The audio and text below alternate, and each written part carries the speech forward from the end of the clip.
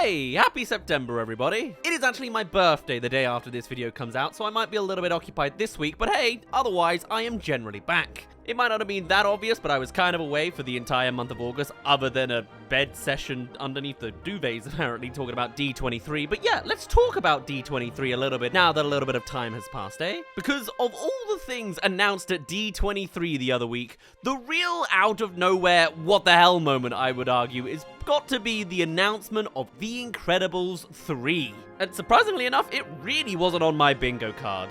Ironic, because I literally talked about this possibility a month ago, but no, it's actually fully happening. I really thought Monsters, Inc. 3 was going to get there first, to be honest. But no, it's true. A third Incredibles movie is officially in development, with Brad Bird directing once again. And that was essentially all the information we really got at D23 itself, which is why I didn't make an initial video about it. There's practically no information, not even a single frame of footage to go off of. However, as the original turns 20 this year, we are now looking at a third movie coming out like 23 to 25 years after its release, and perhaps 10 years after the second movie. To be fair, that's pretty on pace for general Pixar sequels, and as much as I'm not a fan of sequel-heavy Pixar, you can't deny that they don't exactly rush these sequels out. Usually. I mean, between each installment of a Pixar franchise, there's probably been like 20 Marvel movies in comparison. Still owned by the same guys. Love Disney, but you know. However, from where I'm standing right now, this is currently a broken franchise that needs fixing, and it's an interesting case study. With the original Incredibles movie, it is one of the best animated movies, if not best superhero movies of all time. It is easily in my top 3 ever of anything. That being said, I am no fan of Incredibles 2. Most think it was decent, but all in all pretty disappointing. I think it was an actively bad Incredibles movie. And of course that would make sense, considering The Incredibles is one of my most favorite Pixar movies. That movie is by all marks a perfect film, and though I didn't need the second one to be that high standard, I never expected that of course, I was at least looking for a follow-up that was worthy of that first movie, with its deep thematic roots and genuine parody of the superhero genre, before the Marvel version of the superhero genre completely warped the sequel to be just more superhero genre. There is something that ascends the original movie in the commentary it's trying to make that is simply not there in the sequel. And it all can be boiled down to a single point of how The Incredibles 1 points out that monologuing is a thing that villains do as a trope, and then they go on to subvert that trope later in the movie, and in Incredibles 2, the villain just monologues. By all accounts, I just don't think Incredibles 2 was worthy of being the sequel to Incredibles 1. And of course, I could go on. There are many shortcomings I could point to, but I think a big one as well that was ultimately there was that they set up the stage for Helen to have the spotlight and character journey that Bob had in the first, but ultimately fell short of reaching the same depths. The Elastigirl solo stuff had some action of the first, but they failed to really explore her character to the same extent, which is just a massive shame and, you know, just kind of shallow writing. They just gave her a cool bike and a new costume. And also, while we're on the topic, I just hated the new superheroes whose character designs seem really wacky and out of place in the Incredibles universe. You're telling me these guys are meant to be in disguise in this non-super society? I think they stand out like a sore thumb, and they all look like Fortnite characters to boot. I mean, if you put those same character designs in Despicable Me, they would have been fine. But in the Incredibles, they looked kind of ridiculous and ultimately undermined the great character designs of the first. And when you have a sequel that is actively taking away from the magic of the first, you are making a really bad sequel. Nonetheless, I am cautiously optimistic for a third one. We now have a chance to redeem the franchise after the second one, and despite the fact it was also him doing the second one, Brad Bird returning is a big part of that. And though admittedly a lot of people do like Incredibles 2, it does do faintly more things. You know, Violet gets a new superpower, you get to see everyone do more stuff, except Violet also has the repeating character storyline as the first movie, and Dash gets nothing at all, but I'm sure Bird knows he certainly could have done better, and now here's his chance. I reckon as a solid master of his craft, he knows the criticisms of the second movie, so you'd certainly hope he'd be able to polish it down for the third. I'm also just gobsmacked how little we've seen out of both him and Andrew Stanton. We've heard nothing from either of them for a long time, only for them to come back with Incredibles 3 and Toy Story 5 respectively. Both directing foundational Pixar classics with Finding Nemo and WALL-E from Stanton and Incredibles and Ratatouille from Bird. Both ended up going into live-action directing, Brad Bird absolutely smashing it with Mission Impossible Ghost Protocol. However, both also directed high-budget live-action flops for Disney, with John Carter from Stanton and Tomorrowland from Bird.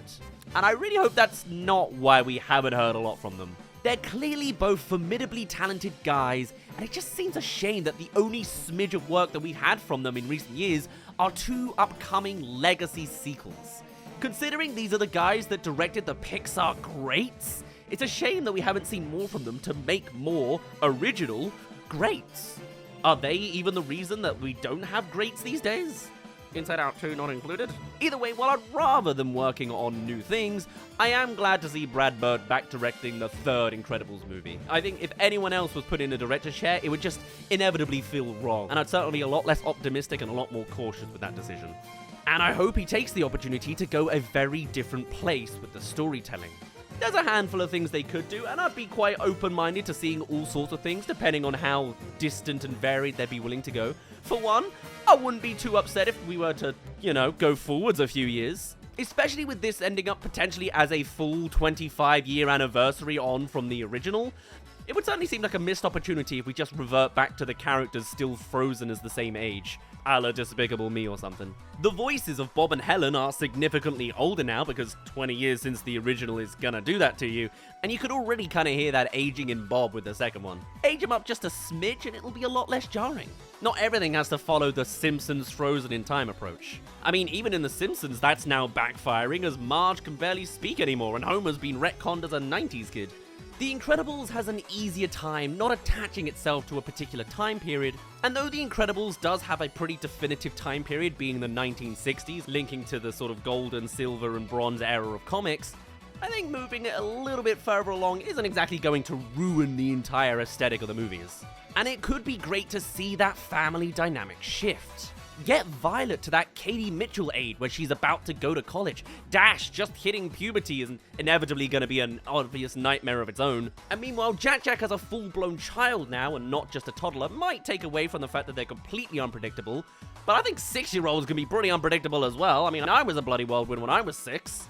And it would just be really cool to see some real evolution of these characters. I get why they went straight from where the first one left off for the second one, because of course everyone wanted to see that cliffhanger with the Underminer fulfilled, but it also feels like maybe these characters are getting slightly pigeonholed into their roles if it does stay too static. We've already very much covered the dad that wants the glory days and a mum that's getting out of their comfort zones and away from the traditional lifestyle, but Jack Jack as a crazy character baby, now that everyone knows he has powers, how are you going to expand that in a way that's satisfying, if not changing the age to have more variations going with it?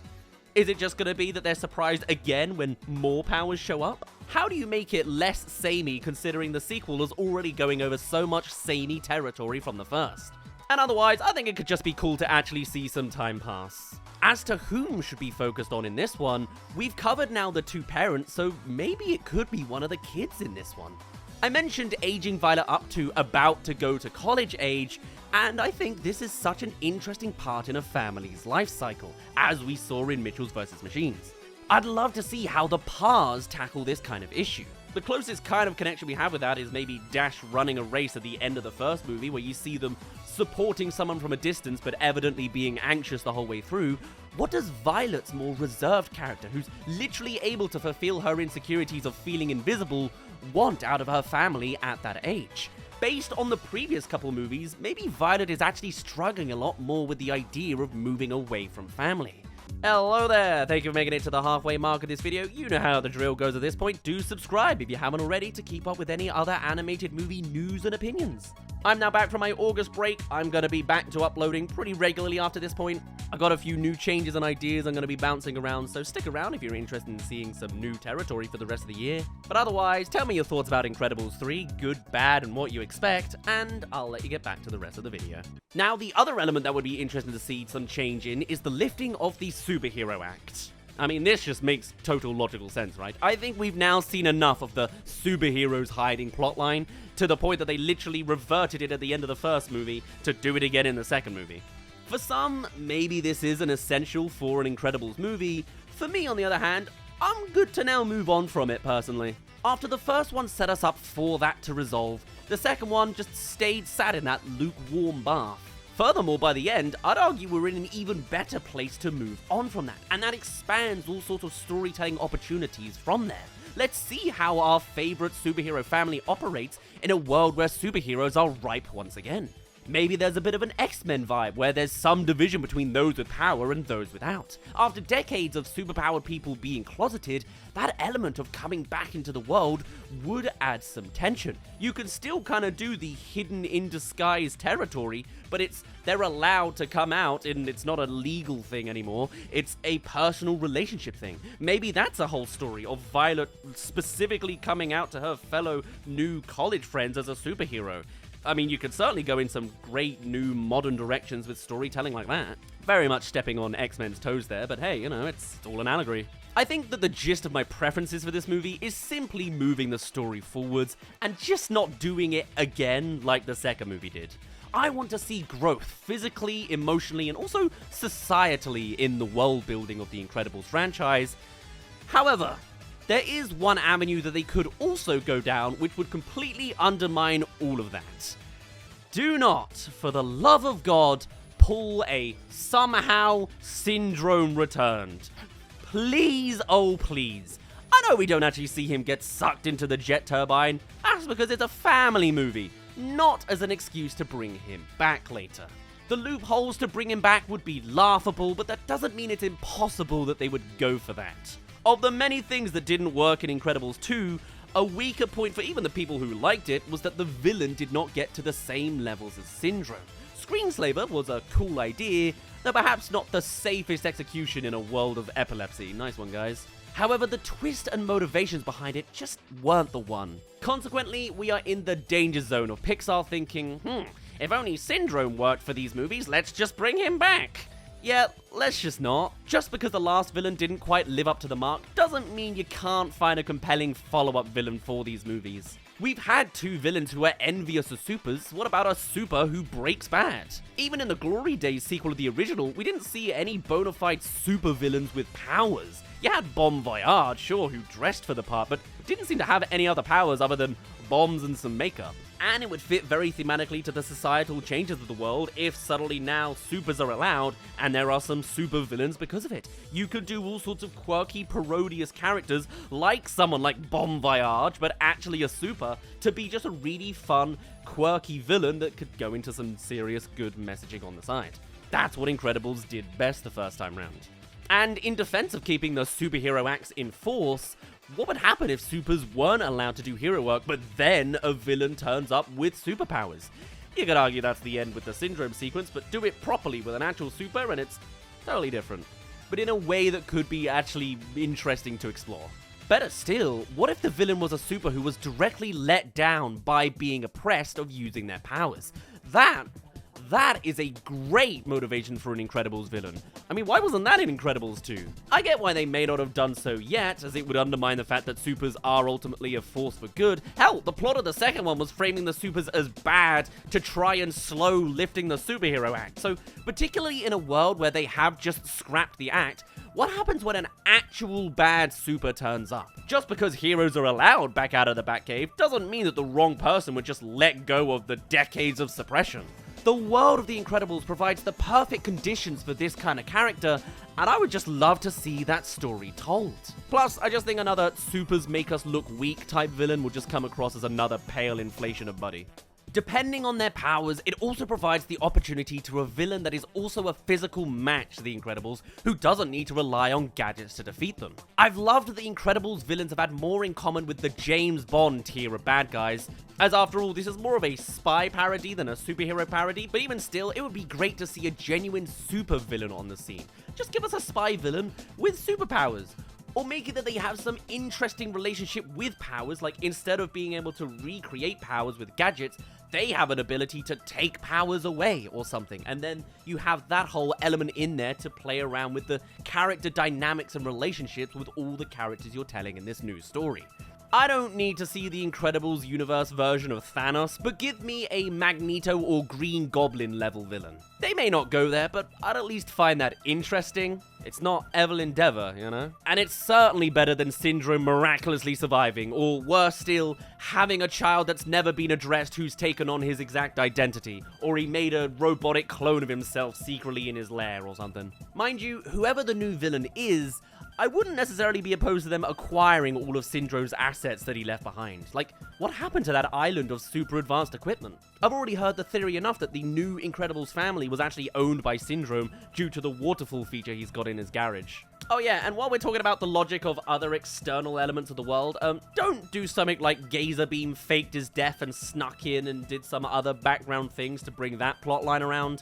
Please, no resurrections. I've watched too much Marvel. And of course, that's the other thing as well. How does an Incredibles 3 fit into the now superhero-saturated industry? Considering we're about to get the representative Marvel version of a real live-action Fantastic Four movie, which is specifically kind of the line that Incredibles was parodying in its own little way, it'll be interesting to see how this new movie deals with this new context around it. This was a question that was raised when the second one released during the peak era of Infinity War MCU, and the answer they had was, don't make any commentary on it at all, which I kind of respected, but also commentary was kind of the best part of the first movie.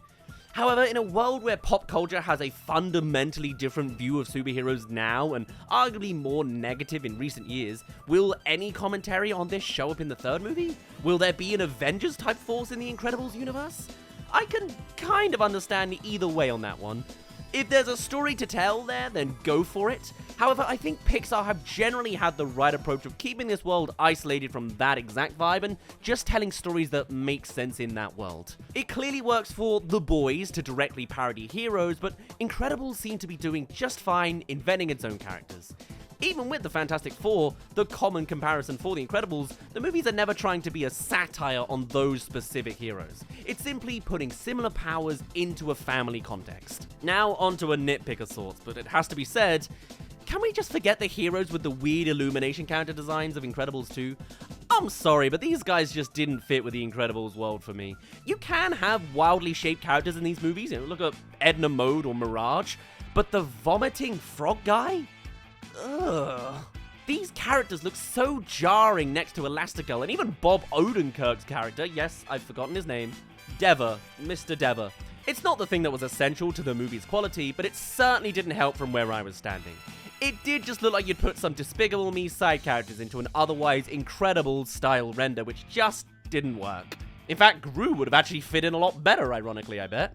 Not that that's the team-up I'm looking for, but I guess if you've got funky, cartoony villains, that'd be fun to play with. Megamind, maybe more so before they... You know what happened to that guy. But essentially, what I've been going on to say is there's a lot of ways that they could really do Incredibles wrong. However, there is also a lot that could go very right with it, pretty much redeeming the franchise after the second one. And hey, if you liked the second one, then maybe the conclusion to your favorite trilogy is on the way. The only other thing I would really want to see from an Incredibles 3 movie is just the genuine heart, message, and thematics of the first movie to come back. Whilst the first one had all sorts of commentary and extra notable layers to both what it is parodying and the tone and ideas it wanted to get across, Incredibles 2 was just surface level superhero story with very little depth beneath the surface. I just want Incredibles 3 to be written well. The storyline and characters can go in any which way it really wants to, but don't have the villain monologue, you know? Make it that the story can be perceived as something bigger than what it actually shows on screen. Show me that Incredibles 1 wasn't a fluke of writing masterclass. And bring it round full circle to be as satisfying and magical as the first one was when we all watched it as kids. Whatever way it goes, we are certainly going to be getting it, and much to Quentin Tarantino's dismay, a Toy Story 5 as well. But what do you think they're going to do for Incredibles 3? And would you have certain ideas of what you would rather it be? Do you think another stab could actually further weaken the franchise if it's not very good? Do you think they're going to really lean into the Fortnite vibes because Fortnite popular or what? And when do you think we're getting this? My guess would be 2028, a perfect 10 years after the second one, but I guess we'll have to see. For now, we'll see what Pixar's doing and whether Inside Out 2 was just a fluke, telling us that they are in fact back in the game. I have my fingers crossed that this movie will be as great as my childhood memories of the first. Maybe I'll rein back the expectations a little bit, but let's just hope it doesn't go really down in the dirt again. Incredibles, what a fun, tumultuous franchise. Either way, thank you for reaching the end of this video, and I shall see you in a little bit.